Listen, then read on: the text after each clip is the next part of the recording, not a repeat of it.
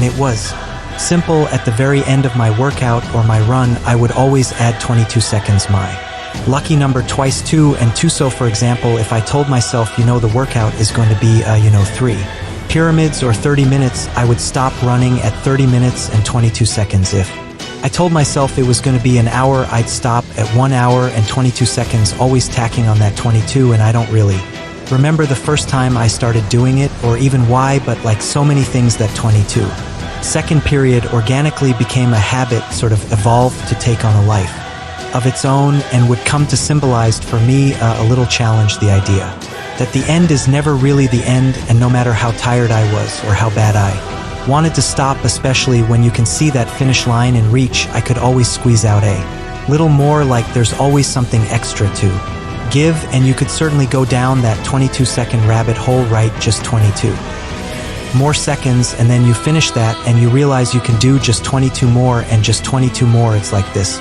never-ending spotlight into how incredible we are as humans, that our stopping points almost always are constructed. Rarely is there not an extra 22 seconds or 22 something we can endure. And not only that, I think there's a case to be made that our growth occurs in that final push. There's a ton of value, hidden away in there, the stretching of the mind and body, the last rep that breaks down the muscle, the last few seconds of that run that forced the lungs to work their hardest, exhausting that last bit of energy and focus. Studying for an exam, maybe that's where you confirm your comprehension and understanding of the subject matter. It's like when we are pushing ourselves just outside the limits we drew up, we are simultaneously expanding those limits. And so over the years, I've adopted that mentality, and I look at myself in the mirror now and I can see it. I'm not the same person I was a decade ago.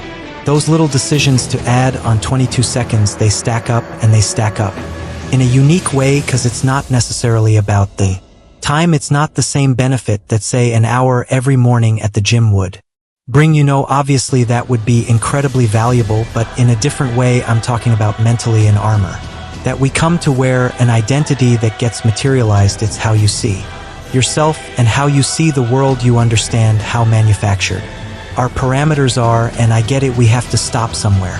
Sure, but it's an acknowledgement that those some are fiction, they are arbitrary. You weren't made to exist within them, but to stretch them, to recreate them.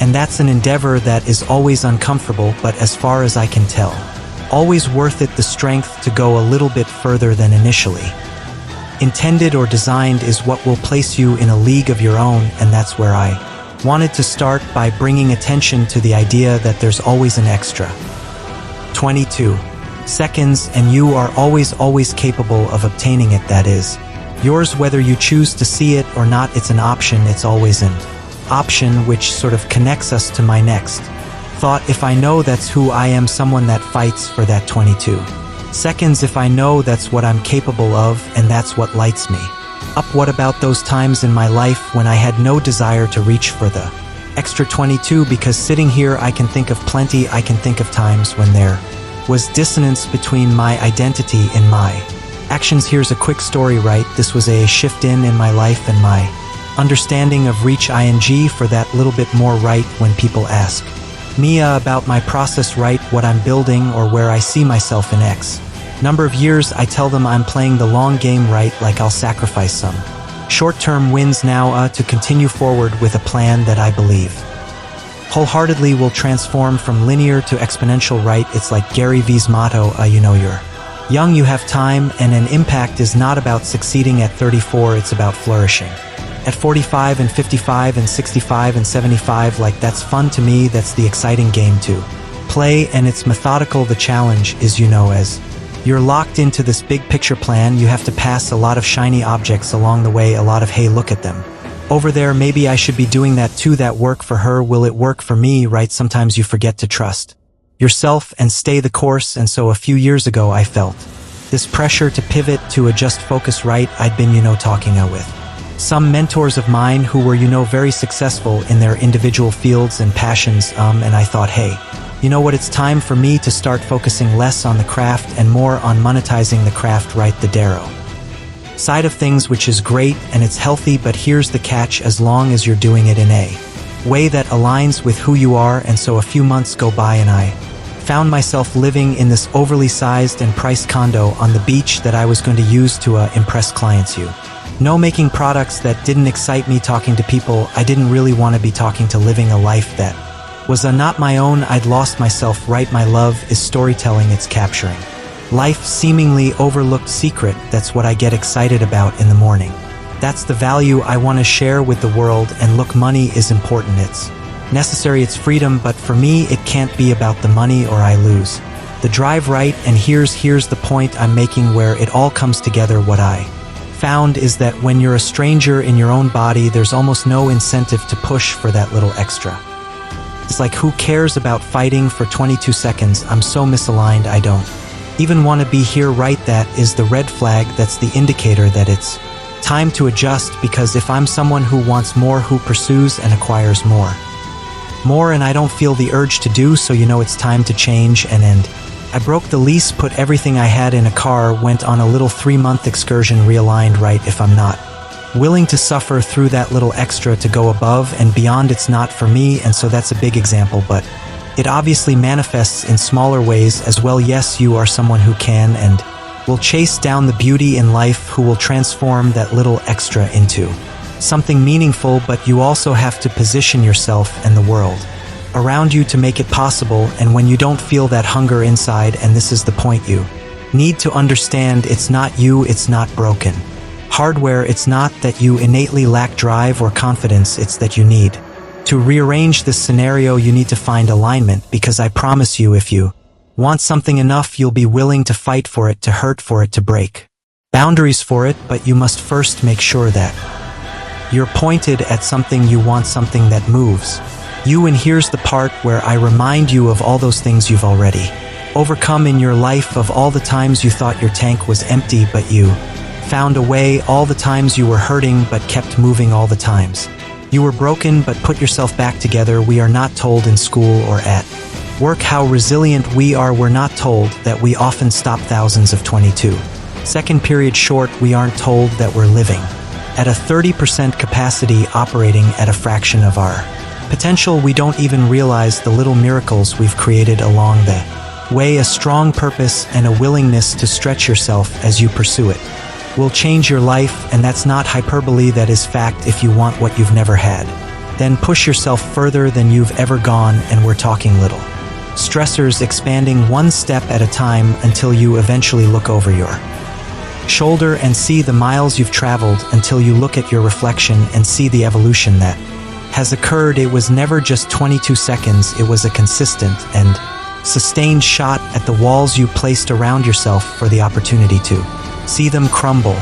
Let's right out of the gate draw a line, the most important line one can draw, a line of demarcation separating who you were and who you are, a line between the past and the present. And this line marks your return, no, not to the days of old, but to step one, your chance to begin again, to rise above, to transcend yesterday's character and transform today's potential. See, what we often fail to realize is that there are ideas deeply ingrained in our minds that rule over us, a sort of subconscious authority. It says, yesterday you fell short, so today you are someone who falls short. It says your objective was not reached in the past, so how about a new, maybe easier one? It draws a nice little box, patches you on the head, and says, how about we make a nice cozy home for ourselves in here? And what this subconscious authority fears most is that you wake up, that you become aware, that you return not to the past but to the power tucked away under all the stories you somewhere along the way decided were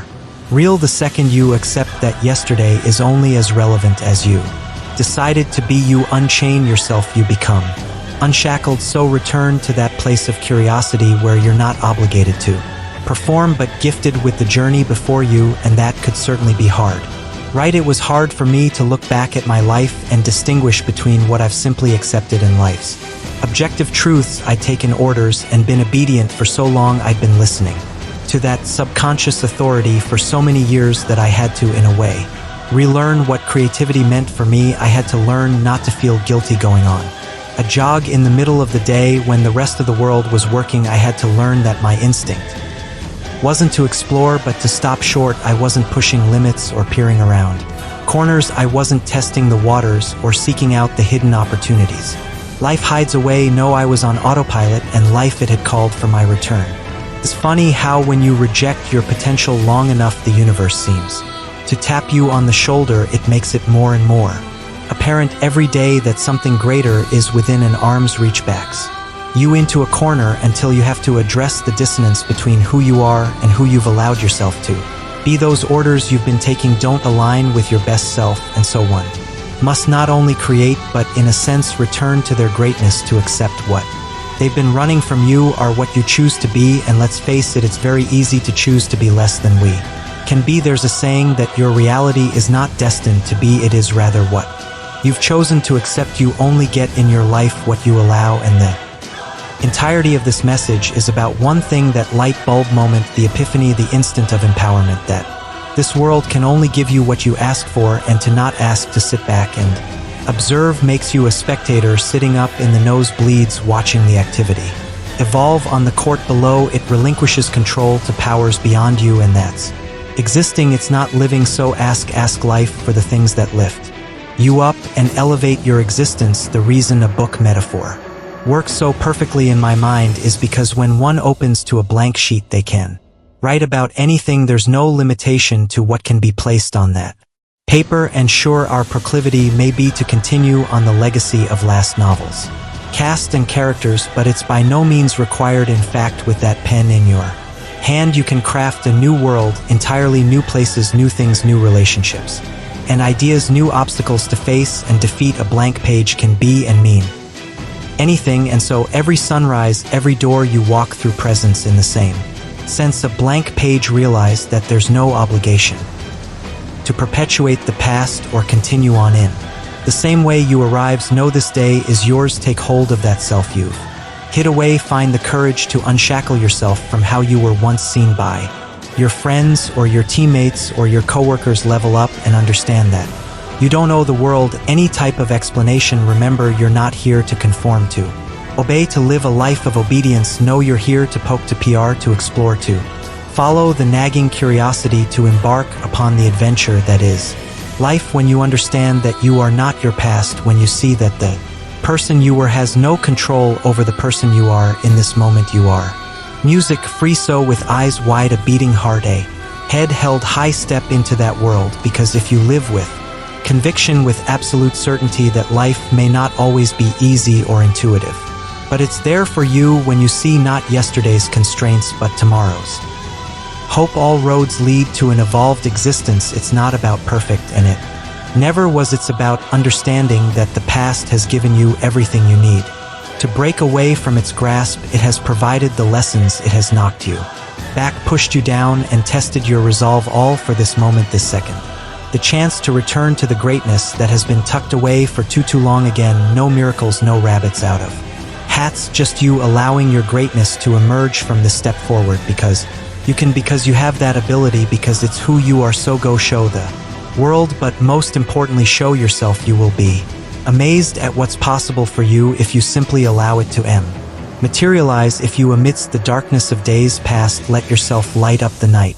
You have to see it before they do. You have to believe it before they will. You have to be the architect of your plans and your goals, because no one will build them for you, and that's just it. In a world where victimhood is becoming currency and blame is becoming the norm, we have a choice: create a temporary, fleeting escape, or create a life that matters. You know how much easier it is to project out at the world, to never have to look in the mirror and address the things you could be doing better. You know how much easier it is to hate him or her or them over there, to make up stories and scenarios about how much different life would be if it wasn't for A, B, and C holding you back. I mean, short term, it's like winning the lottery, right? You don't have to take any accountability. You don't have to have tough conversations with yourself. You don't have to reflect on the painful memories or decisions. No, you can put your feet up, sit back, point at the world, and say, look what they made me do, if only. But here's what's not being said: every time you point your finger away from your own chest, every time you project blame, you're letting yourself down. Why? Because we only grow when we take accountability, and yeah, accountability can be painful, uncomfortable, but in that discomfort exists the only bridge to a better tomorrow. That's it, right? You go to the gym, you put your muscles through stress, you break them down so that they can be built back up. Stronger personal responsibility cannot be the muscle we refuse to build. There's too much at stake. It can't be the thing you avoid. Why? Because it's what injects meaning into our lives. I'll never forget in the 8th grade, and I bet every single person in that class, still to this day, remembers my teacher, Mr. Boncourt, walking up to the front of the classroom. He had his hands in a bow shape and was holding it up to the ceiling, explaining to us that you can't go through life asking the world to give you its scraps, that if you sit and you wait and you hope and you blame, you will lose. That's the recipe for bitterness and resentment. Think of it like a fork in the road where our two options are vastly different. You go left at the fork and you enter a world of escapism, refusing to confront your problems, finding reasons you can't do that which you know you need to do, hating others, those who have built, grown, or created themselves. Or you go right at the fork.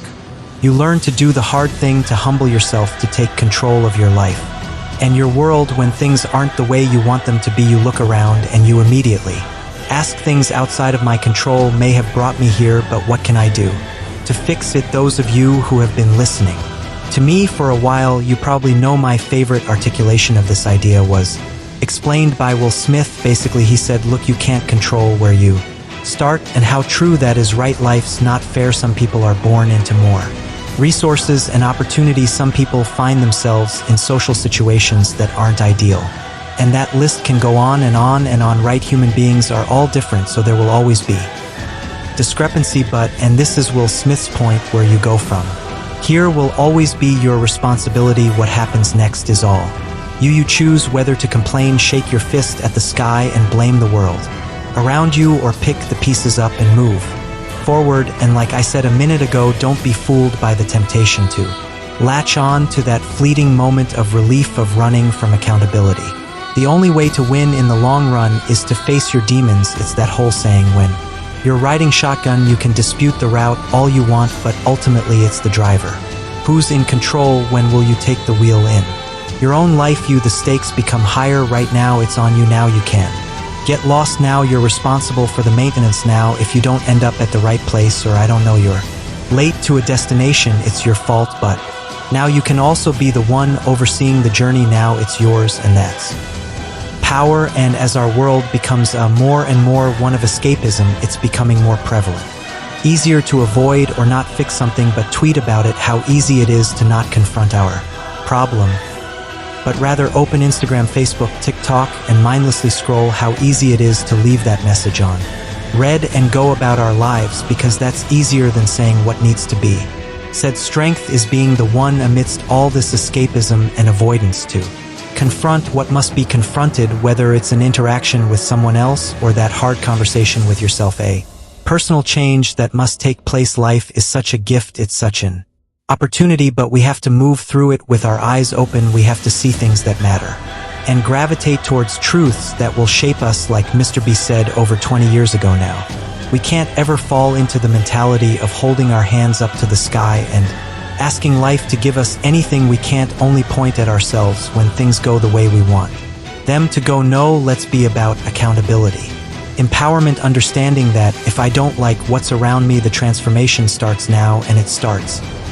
with me. I wasn't perfect, I never will be, but I can learn, I can evolve, and most importantly, I have everything I need to make that happen. It's all awareness, right? The victimhood idea is a wolf in sheep's clothing, and I know that may seem harsh, maybe even lacking empathy, but dropping that narrative was truly the best thing I've done in my life, and I know countless others who would say the same. You can't be both a perpetual victim and be in control. No, life is tough, it knocks us down, and at times it brings us to our knees, but this is a reminder that you cannot stay there. It's a reminder that those who contributed to the situation are now minor detail and background noise. It's a reminder that the path forward is about you. It's about you pushing all that aside and asking yourself what's required to move in the direction that I most want to go, because you are that powerful. You are strong enough to make that move, and there will be a point where you look around you and the circumstances have changed the people Are different, the environment is different, you're different, and you'll smile at yourself. Knowing it's not because of what the world provided, it's not because of what anyone gave you, it's not because of what people out there did or didn't do. No, it's because when you were at your lowest, when life was presenting curveball after curveball, when you looked around and maybe even thought to yourself, there's no way forward. Here you found a way to get up and create something new. If these walls could talk, they would remind you of the things that you sometimes forget.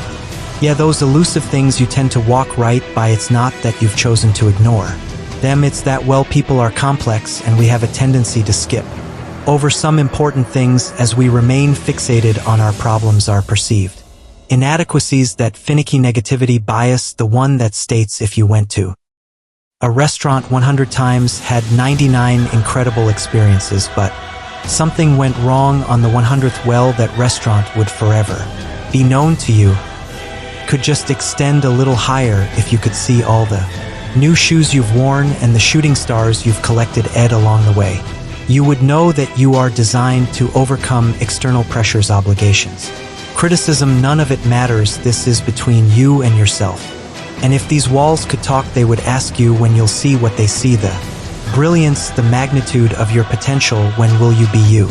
Marcus Aurelius wrote, remember how long you've been putting this off, how many extensions the gods gave you and you didn't use them. There is a limit to the time assigned to you, and if you don't use it to free yourself, it will be gone and never return. See, today is precious because it is the only one you get each second.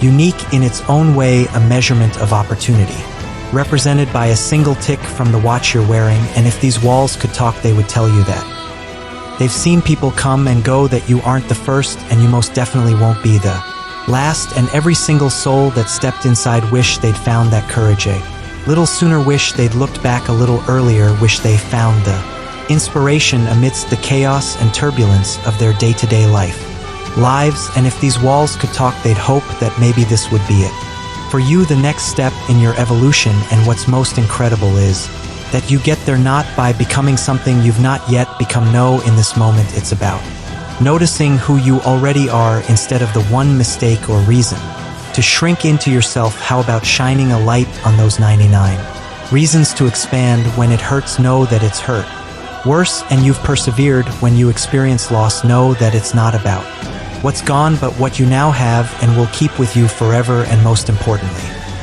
know that you can always step into a new pair of shoes. You can always reinvent, recreate. You are never defined by something that happened in the past. The wake of the boat does not drive the boat. And so with this in mind, chart your course to new horizons. Understand that the map you need has nothing to do with externalities, but rather the solutions that already exist within you. So take a second and peer back over your shoulder. Look at that you in the past, standing at the bank of a river, hoping, praying for help, a lift, for some technology to get you across, knowing as you stand here now that you have traversed oceans. Look, the context changes, and yes, it will always change, but your ability to endure it does only one thing: it multiplies. You have everything you need, because see, you couldn't have gotten to this point without accumulating the knowledge and expertise to take one step forward. And miracles, they are merely the culmination of those courageous steps. And yes, when we are stuck, when we're at that coastline looking out at foreign horizons, I get that the answers seem big, sometimes even bigger than we are. I get that the mind wanders right to the potential disasters, to the what ifs in the worst case. But if these walls could talk, they would let you know that you've come this far, endured and accomplished all this, not because you've left mountains or jumped oceans, but because when you were at your worst, you found it within yourself to carry on the exponential compounding of what has made you great and what will continue to make you great. Look, if these walls could talk, they'd show you how the difficulties of years past have become stepping stones, so commonplace, so easily solvable that they no longer even warrant your attention, that by moving forward you have faced your obstacles, taken the value from them, and made them obsolete. If these walls could talk, they remind you that you are not only ready but made for everything that awaits. In a way, our eyes are liars, not in what they portray, but in the implication of their portrayals. Our eyes highlight to us one thing: what surrounds us. Now we receive a snapshot of the current moment, and it took me years to understand is that possibility and hope live far beyond what surrounds us right now, and it's that pursuit of possibility that saved my life, immersing myself in the unseen. Perhaps we were given the now not to subserviently accept it, but to transform it. I believe in our own way we're all architects. Here's what I found to be tricky, though, as I've spent time thinking about this. What I believe and I've come to recognize is that two things can be true at once. First, all we'll technically ever have is the present. As Earth totally explains depression is essentially being lost in the past, anxiety is being fixated on the future, and that healthy life is learning to cherish the now. But second is the power and control of being able to point the now at something far beyond what our eyes convey. It's the magic of knowing that we spend our days navigating a world of limitation and restraint, and it's not that we wake up and think, I'm going to restrict myself today, I'm going to not live up to my full potential. No, it's that we go on autopilot. We observe this slideshow our eyes play for us day in and day out, and exist within those parameters that seems perfectly reasonable. Our eyes show us a wall, and our brain says, okay, this is where we stop, the end. And what I want to highlight is that world just beyond what our eyes show, a world that pushes things a little bit, a world in which we ask, okay, but what if I gave a little more, or why can't I be like those people in my life I look up to? Why shouldn't I change the circumstances that weigh on my mind? Why have I accepted these things that make me unhappy day in and day out? Just because it's the image I show you right now doesn't mean it's where you stop, but we have to learn to look for more. When I was pretty young, like right about the time home PCs were gaining prominence, my parents got this gateway computer that came with a Star Wars game demo, and you have this character. You wander around the spaceship, and I played it, and I played it, and I played it, and after a while explored all there was to explore, right? Or so I thought. I assumed I'd max the thing out because it was a demo, it wasn't the full game, so my assumption was that it wouldn't let me do too much until I went out and bought the real version. Then one day my friend from up the street came over, and I'm showing him the game, and somewhere he notices a little button that opens up this door. And come to find out, there was actually a lot of really estate left to explore, a lot of game available. It led to a tunnel that led somewhere else, that led somewhere else, and sure, I felt like a clown for not realizing that I was needlessly wandering in circles, but at the same time was excited about this new world. There's something about that concept, the secret door, the bookcase that can be moved to unveil a passage way to something greater, to the value locked away and invisible to the untrained eye. One of the most important things for us to understand is how many of these doors exist in our lives, that if we choose to recognize and identify something more, something that excites us and invigorates us, we can usually draw a line to it. We can start little by little heading that way, because within the current moment slideshow we see all around us exist the little passageways, the side streets, the tunnels connecting to something more. That, of course, those gates won't open up if you've not constructed a destination in your mind worth traveling to. Again, not because you're insufficient or inadequate or wrong, but because our default is to live life on demo mode. We have to manufacture more, build a higher platform, and then climb up to it using ropes and ladders that we already walk by every day without thinking twice. Our world, right now, is a toolbox waiting for us to construct a more meaningful, peaceful, happy tomorrow. And so again, I present the question, where are these hidden opportunities or gateways in your life? Where can you find the advantages dressed up as the mundane? Is it in a book? Is it a conversation? Is it applying to that thing you've been hesitant to pursue because you're scared of what might await? Is it understanding the power of 10 minutes a day and how starting small opens doors that we can't even comprehend? Is it a little boldness? Is it looking in the mirror and realizing you're still shackling yourself to who you were yesterday? Is it understanding that someone or something in your life isn't conducive to your well-being? Is it an hour in the morning to think, an hour at night to breathe? Is it changing a self-limiting relationship with time or money or resources? What walls can you knock down so that you might open up a world that's meant for you, a world that's malleable and without limitation? Your eyes, they don't tell the story of how things can be or what they mean. They show you the infinite tools at your disposal to build, to create, to design, to never accept a now that wasn't chosen with intentionality, that where there exists pain, there also exists a door to lesson. And transform that pain your journey. It never ends where you are.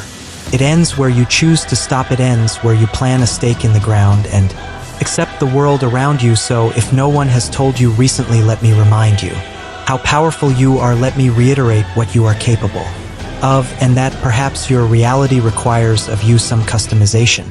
Perhaps the courage to step outside the routine and the obligation, and as the architect you are, build something beautiful, meaningful, something incredible to stand on to.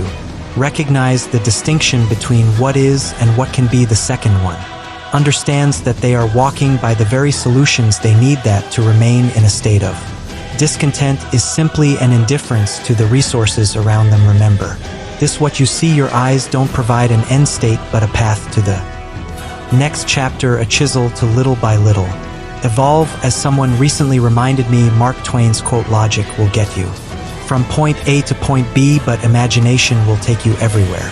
Why? Because so much exists beyond the parameters of everyday life. It's about mapping new paths with new points and new rules, because some exist and some live.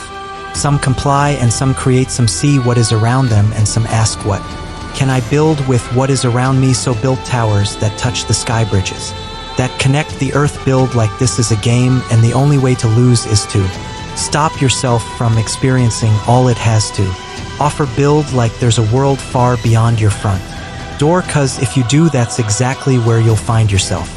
Sometimes the most important things we do in our lives are the product of sheer will, of taking little nothings that surround us and making something out of them. In other words, the greatest opportunities, often the ones we need most, they simply aren't obvious. They're hidden behind what looks like difficulty, what appears to be hopelessness. The reason I place so much value on a single step forward when we're overwhelmed or at a low point is because a single step means you're in the game. You're giving yourself a chance to find and obtain those little hidden away pieces that can't be found when we stand still and dwell on a situation. Mobility is empowerment, and when we move forward only with what we have, we're continuously reminded that what we have is enough. We have the tools, the resources, and the ability. We just have to somehow remind ourselves that with those tools we are capable of building, of creating the